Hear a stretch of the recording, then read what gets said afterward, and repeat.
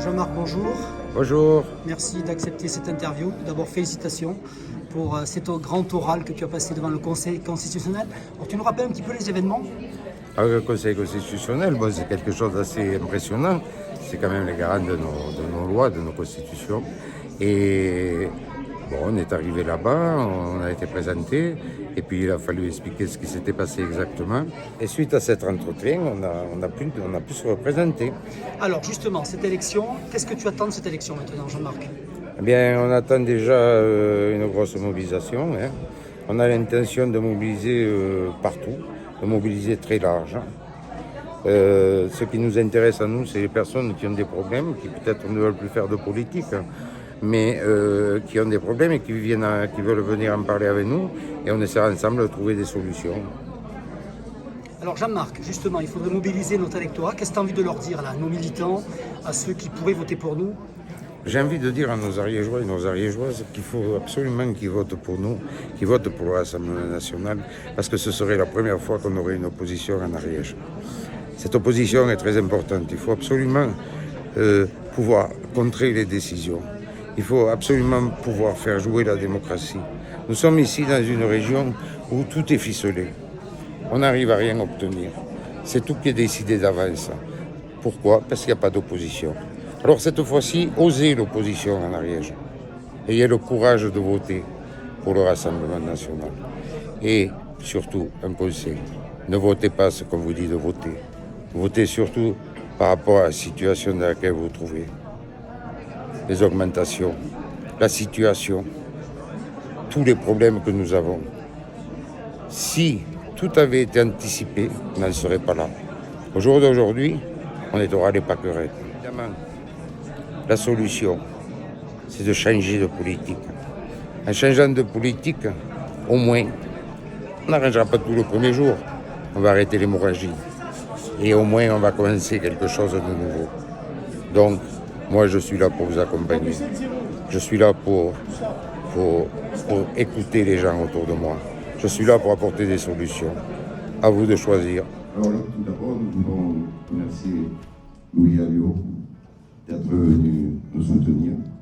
Bon, Louis, tout le monde le sait, c'est un Ariégeois.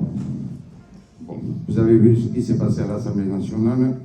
Comme je le dis souvent, comment vous voulez demander aux enfants d'être sérieux à l'école, alors qu'on voit ce que font les adultes à l'Assemblée nationale. On est les NUP, les LFI, refus systématique de voter ce qui est présenté par le Rassemblement national, refus de voter le référendum, refus de voter la dernière motion pour justement contrer la retraite, alors qu'on aurait très bien pu baisser les taxes et mettre la TVA à 5% pour les produits alimentaires de première nécessité. La situation en France aujourd'hui est un vrai chaos. Alors le médical, n'en parlons pas. Le médical, bon, même moi j'ai pas de docteur. Il est parti à la retraite, je trouve. Vous avez l'énergie. Alors l'énergie, évidemment, vous savez tous ces augmentations d'électricité, tout ça.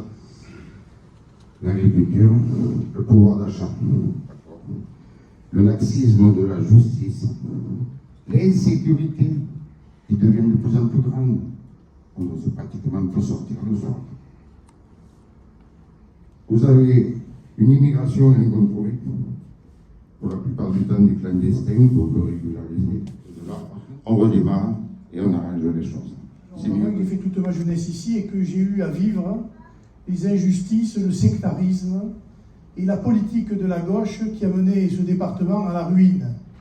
Parce qu'on peut dire les choses comme on veut, mais quand dans un département, vous votez pour les mêmes pendant un siècle et que vous arrivez à l'état de décrépitude dans lequel se trouve le département, eh bien, il faut quand même que les Ariégeois arrivent à se poser les bonnes questions. Toutes les enquêtes d'opinion qui ont été faites récemment, sur ce débat sur les retraites, loin des vociférations et des menaces de la NUPS, il y a une personnalité et un groupe qui sortent un peu, on va dire, de l'ordinaire, c'est Marine Le Pen et c'est le groupe des députés du Rassemblement national. qui ont défendu ce qu'ils avaient à défendre. Ça ne sert à rien de bloquer l'Assemblée pour bloquer l'Assemblée. Parce que vous êtes ceci, vous êtes cela. On n'est rien du tout, on est logique. On est logique.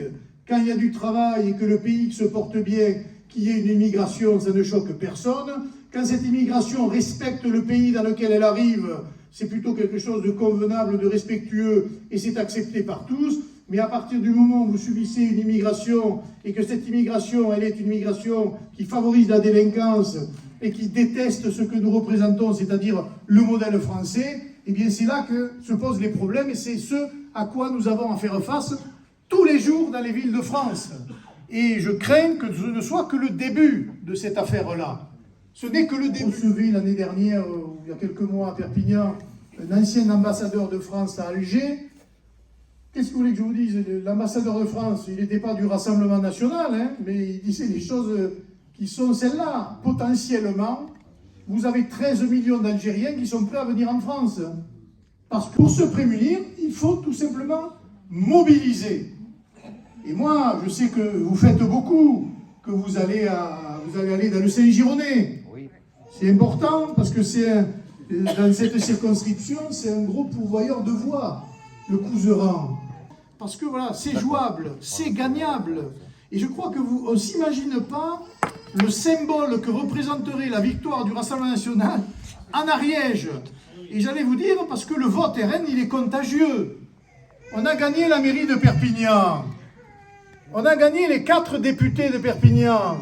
On a gagné les 3 députés de l'Aude. Il n'y a aucune raison que par capillarité, on ne vienne pas gagner la première circonscription de l'Ariège. On a tout largué. Tout.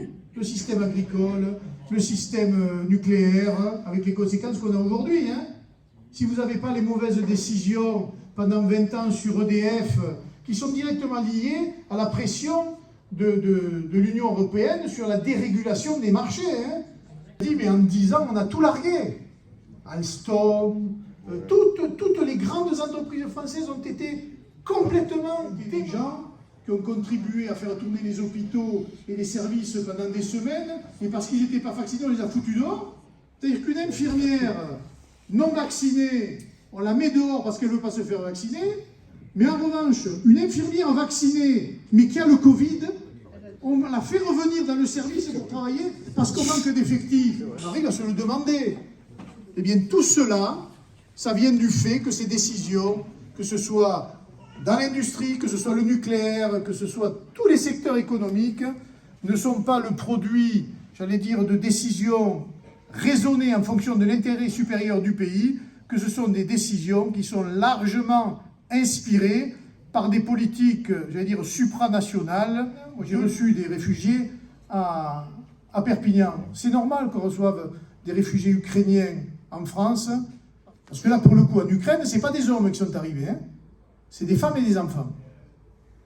Et je peux vous dire qu'elles sont arrivées, elles sont logées et elles travaillent. Elles ont trouvé du travail, des petits boulots, et voilà. Et dès que la guerre sera finie, elles repartiront en Ukraine, où elles ont leur père, leur mari ou leur frère qui se battent. Il nous faut un député du Rassemblement national en Ariège. Voilà. Mais en revanche, vous savez que si vous vous mobilisez, c'est nous qui allons gagner cette élection. Et là, maintenant, je vais dire, jusqu'à présent, on a été... on n'y croyait pas. Être candidat en Ariège, ça avait valeur de symbole et presque de présence sacrificielle. Et pourtant, ça peut arriver. Et on l'a vu dans l'Aude. L'Aude est un département aussi socialiste que l'Ariège. Ne croyez pas, peut-être plus. Et pourtant, il a basculé. On sentait qu'il basculait déjà depuis un petit moment. Là, il a basculé brutalement. Ah oui. L'Ariège, elle fera pareil. Il faut rassurer, il faut se mobiliser, et il faut défendre des idées qui sont les nôtres, qui ne sont pas des idées extravagantes, qui ne sont pas des idées extrémistes, qui ne sont pas des idées racistes, mais qui sont tout simplement des idées logiques, de bon sens, et qui sont des idées et un programme qui s'adresse d'abord aux classes populaires, Et ces classes populaires, elles viennent de la droite, elles viennent de la gauche, mais surtout, elles veulent continuer à vivre et à vivre dans un pays libre. Ce qu'on a, c'est qu'on est une Europe aspirante. On est une Europe aspirante et on laisse venir à nous tous les migrants. D'accord? On n'a plus aucun contrôle sur les frontières. Ces gens-là, si on avait une justice plus sévère, si on avait des frontières, ces gens-là ne seraient pas attirés vers notre pays. C'est la faute des gouvernements de laisser rentrer tout, n'importe qui. Et même il y a 10 ans en arrière. Car moi j'ai le témoignage d'un tonnier, un pêcheur de thon, de Port-Vendre. Je l'ai dit plusieurs fois à la télévision parce que son témoignage est éloquent. Il y a plus de 10 ans qu'il ramasse des corps en Méditerranée. Il y a plus de 10 ans qu'il a alerté sur ce qui se passe, notamment en Libye. Qui vend les bateaux? Qui vend les moteurs?